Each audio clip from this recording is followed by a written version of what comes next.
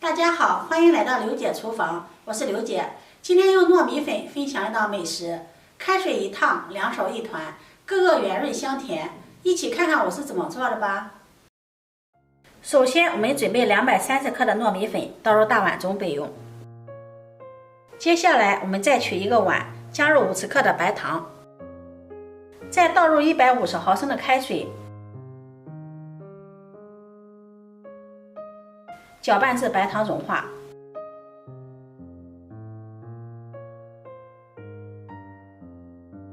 接下来，我们用白糖水和面，一边倒一边搅拌。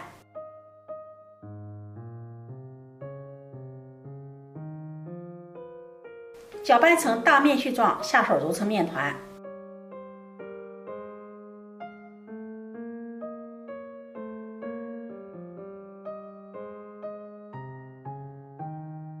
揉成一个像这样偏软一点的面团就可以了。盖上保鲜膜，松弛10分钟。时间已经到了，我们把面团直接放到面板上，把它直接搓成长条。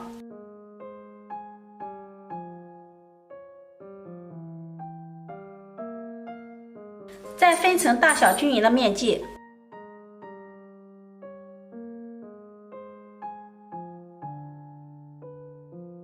取一个面剂，用手把它攥得紧实一些。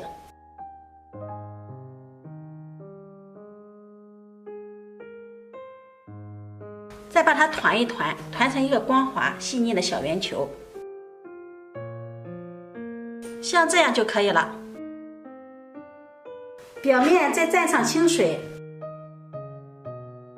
再裹上一层白芝麻，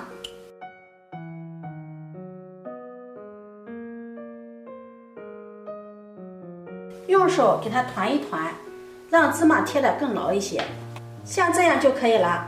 全部做好以后，依次摆入盘中备用。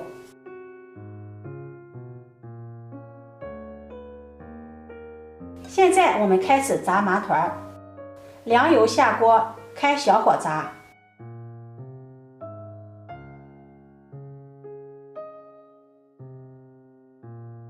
轻轻的搅动，防止糊底。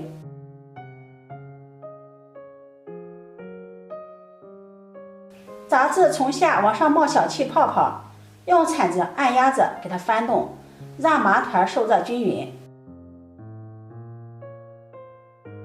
慢慢的你会发现麻团飘起来了，不停的用铲子给它按压翻动，一直炸到麻团变大，圆溜溜的呈金黄色的就可以控油捞出来了。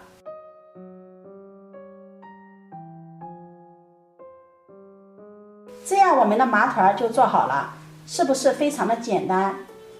麻团想要和买的一样好吃，不开裂就试试这种方法吧，想失败都难。